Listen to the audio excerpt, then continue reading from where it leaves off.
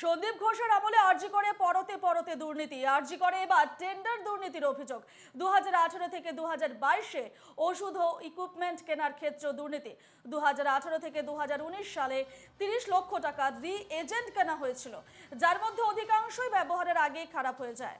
2022 সালে দেখা যায় 22 লক্ষ টাকা রি এজেন্ট মেয়াদ উত্তীর্ণ অবস্থায় ল্যাবে পড়ে রয়েছে।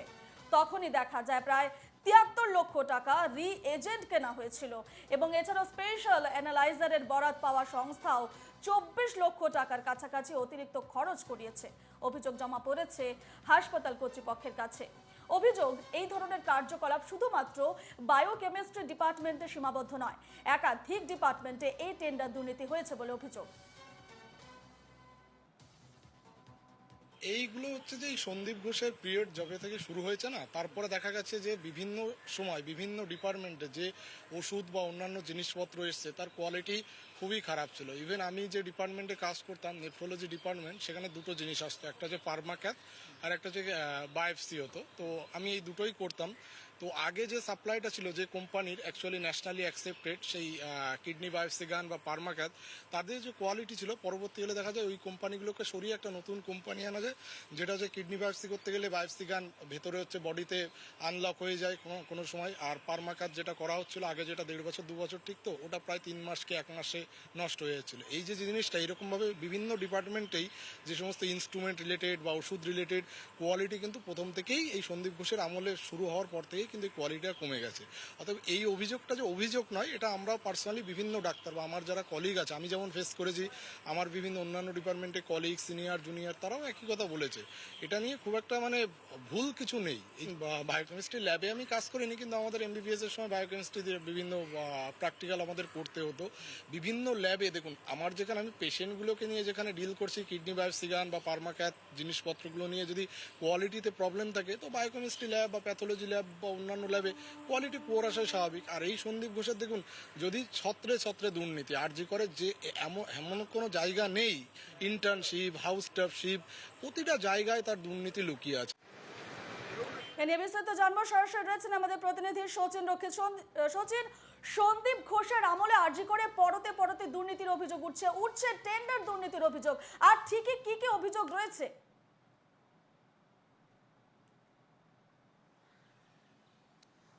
রূপা, দেখো, এই যে টেন্ডার দুর্নীতি, এই টেন্ডার দুর্নীতি কিন্তু একদমই যে সদ্য শুরু হয়েছে তেমনটি নয়। বা সন্দীপ ঘোষ ছিলেন যখন, তখন তিনি হাসপাতালে দায়িত্ব নেওয়ার পরেই শুরু করেছিলেন, বিষয়টা এরকম নয়। 2018 সাল থেকে 2019 সালের যে অর্থবর্ষ, 18-19 যে অর্থবর্ষ, সেই অর্থবর্ষে প্রায় 23 লক্ষ টাকার কাছাকাছি, 33 লক্ষ টাকার কাছাকাছি বেশ কিছু যে বায়োকেমিস্ট্রি ডিপার্টমেন্টের বেশ কিছু ইকুইপমেন্ট কেনা হয়। সেই ইকুইপমেন্টে টেন্ডার দুর্নীতি, এবং তার পরবর্তীতে 2022-23 শিক্ষাবর্ষে দেখা যায় যে ইকুইপমেন্টগুলো কেনা হয়, সেই ইকুইপমেন্টগুলোর অধিকাংশই সেখানে মেয়াদ উত্তীর্ণ অবস্থায় পড়ে রয়েছে। এখানেই অভিযোগ সীমাবদ্ধ নয়। ঠিক যে মুহূর্তে 2018-19 অর্থবর্ষে যে ইকুইপমেন্টগুলো কেনা হয়েছিল, সেই ইকুইপমেন্টগুলো একদম ডিপার্টমেন্টে আসার কিছুদিনের মধ্যে যখন সেগুলিকে ব্যবহারিক প্রক্রিয়ার মধ্যে আনা হবে, সেই মুহূর্তে যখন সেই যে ইকুইপমেন্টগুলোকে চেক করা হয়, সেগুলোর মধ্যে দেখা যায় যে একাধিক ইকুইপমেন্ট রয়েছে। এই যে 33 লক্ষ টাকার যে টেন্ডার, সেই টেন্ডার অন্তর্বর্তী যে ইকুইপমেন্টগুলি, সেই ইকুইপমেন্টগুলোর অধিকাংশই দেখা যায় সেগুলির অধিকাংশই মেয়াদ উত্তীর্ণ। এবং এই যে ইকুইপমেন্টগুলি, সেই ইকুইপমেন্টগুলো কিন্তু কেনা হয়েছিল একটি সংস্থার কাছ থেকে টেন্ডার মারফত। স্বাভাবিকভাবেই যে অভিযোগ কলেজ কর্তৃপক্ষের কাছে জমা পড়েছে, সেই অভিযোগের ভিত্তিতে এই যে টেন্ডারটি হয়েছে, সেই টেন্ডারে অতিরিক্ত টাকা খরচা হয়েছে। নিম্নমানের কোয়ালিটি যে ইকুইপমেন্টগুলি, সেগুলি ল্যাবে এসেছে, এবং তার সঙ্গে সঙ্গে স্পেশাল অ্যানালাইজার বলে একটি জিনিস হয়, যেটি বায়োকেমিস্ট্রি ল্যাবে ব্যবহার করা হয়ে থাকে সাধারণত বিভিন্ন প্যাথোলজিক্যাল টেস্টের জন্য। সেই স্পেশাল অ্যানালাইজার কেনা হয়েছে যে বরাতের মাধ্যমে, সেই বরাতেও কিন্তু কার্যত রন্ধে রন্ধে দুর্নীতি করা হয়েছে। এই যে বিভিন্ন সংস্থার কাছ থেকে যে ইকুইপমেন্টগুলো কেনা হচ্ছিল, সেই স্পেশাল অ্যানালাইজার থেকে শুরু করে রিজনার, এই জিনিসগুলি সম্পূর্ণভাবে কেনা হয়েছে অতিরিক্ত দামে। কেনা হয়েছে নিম্নমানের যে জিনিসগুলি রয়েছে সেগুলি যথেষ্ট নিম্নমানের, এবং একই সঙ্গে মেয়াদ উত্তীর্ণ জিনিসগুলোও কিন্তু কেনা হয়েছে টেন্ডারের মাধ্যমে, এমনটাই অভিযোগ কিন্তু কলেজ কর্তৃপক্ষের কাছে জমা পড়েছে, যে বিষয়ে ইতিমধ্যেই পদক্ষেপ নেওয়ার কথা ভাবছেন কলেজ কর্তৃপক্ষ, ভাবা হচ্ছে কলেজ কর্তৃপক্ষের তরফ থেকে। পাশাপাশি 2022-23 অর্থবর্ষে একটি টেন্ডার হয়, যেখানেও বেশ কিছু ইকুইপমেন্ট কেনার কথা ভাবা হয় হাসপাতাল কর্তৃপক্ষের তরফ থেকে, যেই টেন্ডারেও কার্যত রন্ধে রন্ধে দুর্নীতি করা হয়েছে। কেন এই অভিযোগ তুলছেন কলেজের যারা বিভিন্ন ডিপার্টমেন্টের যে অভিযোগকারী রয়েছেন, সেই অভিযোগকারীরা কেন এই অভিযোগ তুলছেন? তারা অভিযোগ তুলছেন তার কারণ প্রায় 23 লক্ষ টাকা অতিরিক্ত দাম লিখে টেন্ডার করানো হয়েছে। টেন্ডারটি যখন পাস করানো হয় তখন প্রায় 23 লক্ষ টাকার অধিক মূল্যে যে মূল্য নির্ধারণ করা হয়েছিল, সেই মূল্য কিন্তু অতিরিক্ত মূল্য লেখা হয়েছিল। অর্থাৎ এই মূল্যটির কোনো রকম কিন্তু বাস্তবে কোনো অস্তিত্ব থাকার কথা নয় এই যে ইকুইপমেন্টগুলো কেনা হচ্ছিল সেই ইকুইপমেন্টগুলোর ক্ষেত্রে। তারপরেও সেই 23 লক্ষ টাকা, প্রায় 23,70,000 টাকা, সেই 23,70,000 টাকার যে ইকুইপমেন্ট, সেই ইকুইপমেন্টগুলো কিন্তু কেনা হয়েছে অতিরিক্ত দামে। অর্থাৎ এক্ষেত্রে টেন্ডার দুর্নীতি শুধু নয়, সেক্ষেত্রে প্রবলভাবে আর্থিক তছরূপের অভিযোগও কিন্তু একই রকম ভাবে উঠছে। ফলত সন্দীপ ঘোষের যে সময়কাল, সেই সময়কালের মধ্যেই এই যে গোটা যে প্রক্রিয়া, সেই গোটা প্রক্রিয়া হয়েছে এবং এমনটাই অভিযোগ তোলা হচ্ছে। একই রকম ভাবে শুধুমাত্র কি বায়োকেমিস্ট্রি ডিপার্টমেন্ট নয়, শুধুমাত্র বায়োকেমিস্ট্রি ডিপার্টমেন্ট নয়, একই রকম ঘটনা বিভিন্ন ডিপার্টমেন্টে ঘটছে।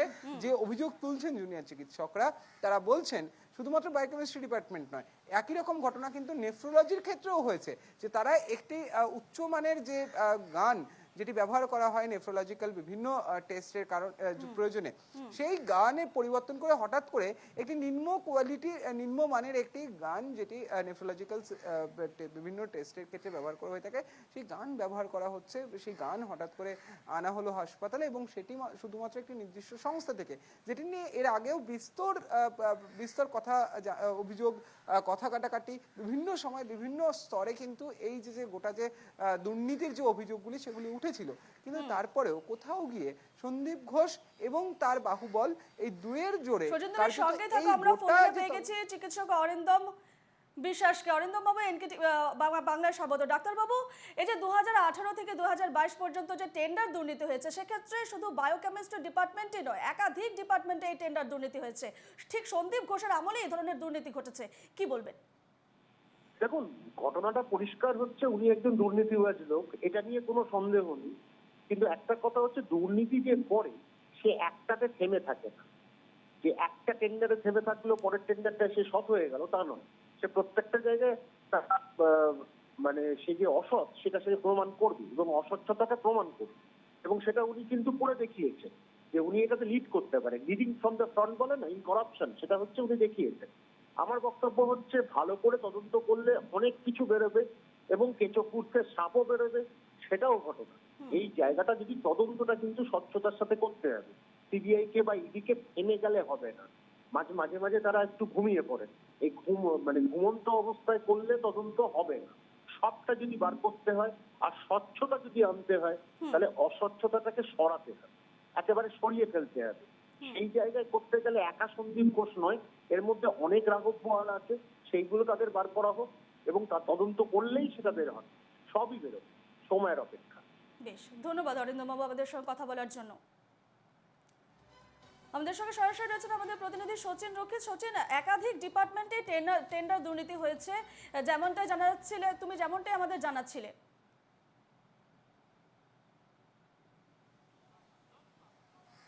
একদমই রূপা, যেমনটা জানাচ্ছিলাম যে এই যে গোটা পরিস্থিতি, এই যে বিভিন্ন সময় টেন্ডার দুর্নীতি, টেন্ডার এবং এই শুধুমাত্র টেন্ডারের ক্ষেত্রে এই গোটা পরিস্থিতি সীমাবদ্ধ নয়, এক্ষেত্রে আর্থিক তছরূপের অভিযোগও কিন্তু সামনে আসছে। অতিরিক্ত অ্যামাউন্ট বা অতিরিক্ত অর্থ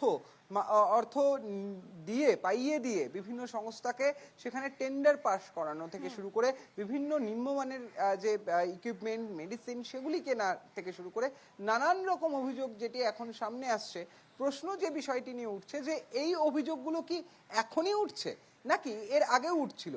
যেটা আমরা জানতে পারছি, বিভিন্ন জুনিয়র চিকিৎসকরাও যেটা বলছেন, তারাও যেটা অভিযোগ জানাচ্ছেন, যে এই ঘটনা তাদের কাছে নতুন কিছু নয়, তারা এর আগেও অভিযোগ জানিয়েছেন, কিন্তু কোনো এক অদৃশ্য বাহুবলে সন্দীপ ঘোষের সেই গোটা অভিযোগগুলি ফাইলের তলায় চাপা পড়ে যেত এবং এ নিয়ে বিস্তর কিন্তু আরজিকর কাণ্ড, আরজিকরের বিভিন্ন সময় আমরা দেখেছি যে আরজিকরের জুনিয়র চিকিৎসকরা বারংবার অভিযোগ জানিয়েছেন, তাদেরকে হুমকির মুখে পড়তে হয়েছে সন্দীপ ঘোষ প্রিন্সিপাল থাকাকালীন।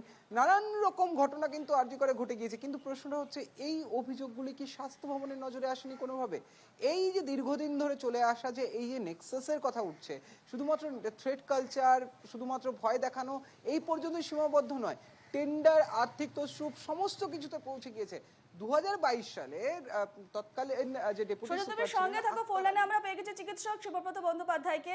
সুব্রত বাবু, এনকেটিভি বাংলায় স্বাগত। ডাক্তারবাবু, এই যে সন্দীপ ঘোষের আমলে 18 থেকে 22 সাল পর্যন্ত যে সন্দীপ ঘোষের আমলে বায়োকেমিস্ট্রি ডিপার্টমেন্টেই যে টেন্ডার দুর্নীতি হয়েছে এমনটা নয়, একাধিক ডিপার্টমেন্টে টেন্ডার দুর্নীতি হয়েছে। হ্যাঁ, শুধু টেন্ডার দুর্নীতি কেন বলছেন? দুর্নীতির তো কোনো অভাব নেই ওনার বিরুদ্ধে। ওনার আমাদের বর্জ্য পদার্থ শুরু থেকে মানে রিসাইক্লিং থেকে শুরু করে, ওনার স্টল বসানো থেকে শুরু করে, পরীক্ষার নম্বর থেকে শুরু করে, ফেস্টে চাঁদা তোলা থেকে শুরু করে, হ্যাঁ, কম দামে জিনিস কেনা থেকে শুরু করে, ল্যাবরেটরি থেকে শুরু করে সমস্ত দুর্নীতি ওনার বিরুদ্ধে রয়েছে। তার সঙ্গে আরো একটা বড় দুর্নীতি রয়েছে যে পুরো আরজিকর মেডিকেল কলেজে, যেখানকার আমি একজন প্রাক্তন ছাত্র, যেখানে কোনোদিন কোনো কিছু ছিল না, একটা পবিত্র ভূমি ছিল, সেখানে একটা থ্রেট কালচারের একটা সুন্দর সূচনা উনি করেছিলেন, যাকে ভিত্তি করে অনেক ছাত্ররা হয়তো একটা গোষ্ঠী, একটা ছাত্রদের গোষ্ঠী যাদেরকে দিয়ে উনি বানিয়েছিলেন এই থ্রেট কালচারের একটা জাল, সেখানে অনেকে অনেক কিছু সুযোগ সুবিধা ভোগ করেছেন। সুতরাং টেন্ডার দুর্নীতি, তার সঙ্গে সব ধরনের দুর্নীতি, তার সঙ্গে থ্রেট কালচার, এবং সেগুলো সর্বময় কর্তা থেকে শুরু করে স্বাস্থ্য ভবন থেকে শুরু করে তাদের দ্বারা আশীর্বাদ পুষ্ট হয়ে এই কাজগুলো উনি দীর্ঘদিন ধরে চালিয়েছেন। সুতরাং সেটার এখন বিচার তো সিবিআই বিচার করছে, বিচারকরা বিচার করছেন, সে বিচার ধীরে ধীরে সামনে আসবে এবং এগুলো জলের মতো পরিষ্কার হবে। যত পরিষ্কার হবে তত ওনার খোল নলচেগুলো আস্তে আস্তে আমরা খুলে দেখতে পাবো উনি কিরকম লোক, কিরকম প্রিন্সিপাল ছিলেন। ধন্যবাদ শিবব্রত বাবু আমাদের সঙ্গে কথা বলার জন্য। ফোন লাইনে ছিলেন চিকিৎসক শিবব্রত বন্দ্যোপাধ্যায়, এবং অন্যদিকে আমাদের সঙ্গে ছিলেন আমাদের প্রতিনিধি সচিন রক্ষিত। সচিন, আপাতত তোমাকেও ধন্যবাদ জানাচ্ছি।